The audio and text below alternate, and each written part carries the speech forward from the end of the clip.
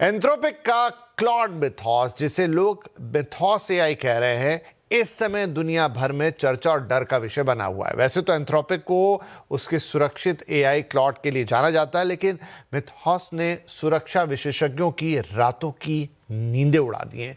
ये एक agentic AI है जो दुनिया के किसी भी कंप्यूटर सिस्टम की कमजोरी को ढूंढने में सक्षम है।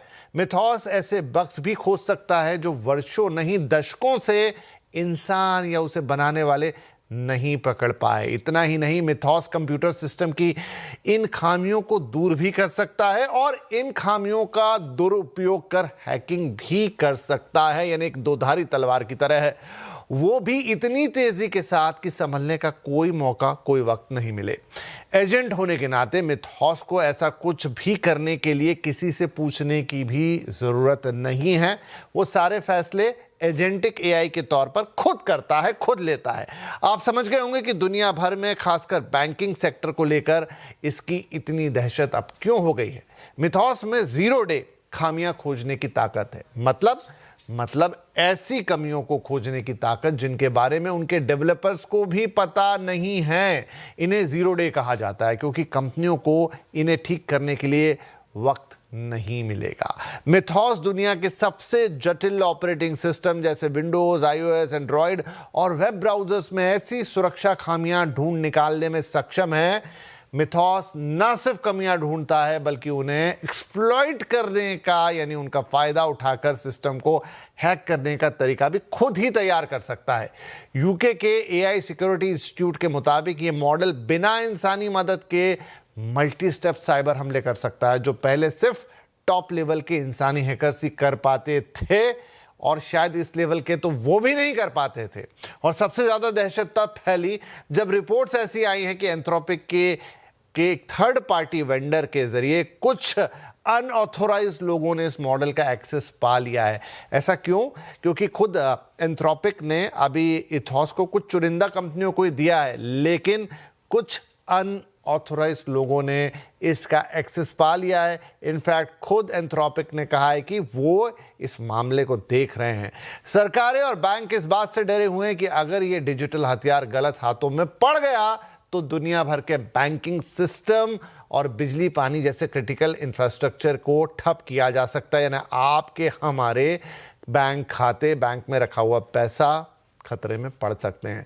हाल ही में जब मिथॉस की क्षमताओं की खबरें बाहर आई तो शेयर बाजार में साइबर सुरक्षा कंपनियों के शेयरों में भारी गिरावट देखी गई। निवेशकों को डर है कि जो सुरक्षा कवच आज हम इस्तेमाल कर रहे हैं मिथॉस जैसे एआई के सामने में शायद बेकार साबित हो।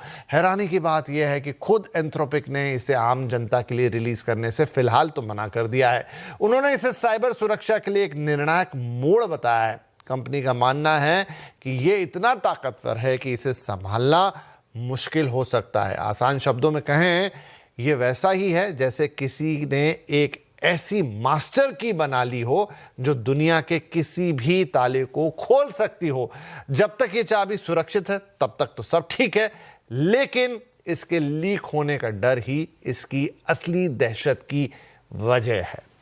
तो पिछले हफ्ते भारत में क्या हुआ? पिछले हफ्ते वित्त मंत्री निर्मला सीतारमण ने आईटी मंत्री अश्विनी वैष्णव, बैंकों के प्रमुखों, आरबीआई गवर्नर और इलेक्ट्रॉनिक्स और सूचना प्रौद्योगिकी मंत्रालय के अधिकारियों के साथ एक हाई लेवल मीटिंग की।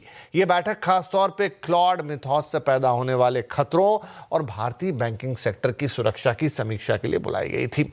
इस बैठक में वित्त मंत्री ने बैंकों को बेहद कड़े और स्पष्ट निर्देश दिए। वित्त मंत्री ने बैंकों को निर्देश दिया कि वो भारतीय बैंक संघ यानी आईबीए के नेतृत्व में एक ऐसा मैकेनिज्म तैयार करें जिससे बैंकों के बीच साइबर खतरों की जानकारी रियल टाइम में साझा की जा सके। इसे सीधे सर्ट इन यानी Indian computer emergency response team के साथ जोड़ने के लिए कहा गया है ताकि किसी भी हमले की सूचना तुरंत पूरे बैंकिंग इकोसिस्टम को मिल जाए।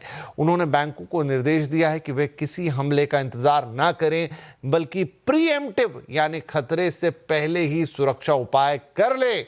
आईटी इंफ्रास्ट्रक्चर की सुरक्षा ऑडिट की जाए और वेंडर्स और थर्ड पार्टी सॉफ्टवेयर की बारीकी से जांच की जाए। बैठक में ये बात भी हुई कि मिथॉस जैसे ताकतवर एआई का मुकाबला पुराने साइबर सुरक्षा सिस्टम से नहीं किया जा सकता। इसलिए बैंकों को डिफेंसिव एआई टूल्स का इस्तेमाल करने और टॉप साइबर एक्सपर्ट्स की सेवाएं लेने के निर्देश भी दिए गए हैं। वित्त मंत्री ने स्पष्ट किया कि कस्टमर डेटा और फाइनेंशियल एसेट की सुरक्षा में कोई ढिलाई बर्दाश्त नहीं की जाएगी। उन्होंने बैंकों को अपनी निगरानी क्षमता बढ़ाने के लिए कहा है। इंडियन बैंक एसोसिएशन यानी आईबीए को इस पूरे मिशन का नेतृत्व का काम सौंपा गया है। उन्हें बैंकों के बीच कोऑर्डिनेशन बढ़ाने और एक शेयर्ड सिक्योरिटी सिस्टम तैयार करने की जिम्मेदारी दी गई है।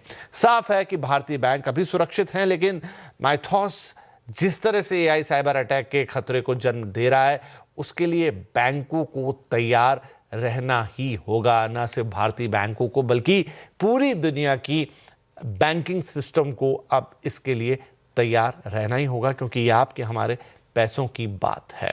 चलिए, तो अब ये खतरा कितना बड़ा है? आखिर ऐसा कैसा सॉफ्टवेयर बन गया, एआई सॉफ्टवेयर बना लिया गया जो एक दोधारी तलवार जैसा है? बनाने वालों ने क्या सोच के बनाया? क्या उनको आइडिया नहीं था कि ऐसा बनाएंगे तो ऐसा खतरा भी पैदा हो जाएगा?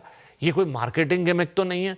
और अगर ये ऐसा है तो फिर पूरे दुनिया भर की सरकारें क्यों चिंता में पड़ गई हैं? और इसी तरह अगर एआई आगे बढ़ता रहा तो पता नहीं क्या क्या हो जाएगा, क्योंकि एआई के जानकार तो कहते हैं कि ये तो बस शुरुआत है। तो चलिए आज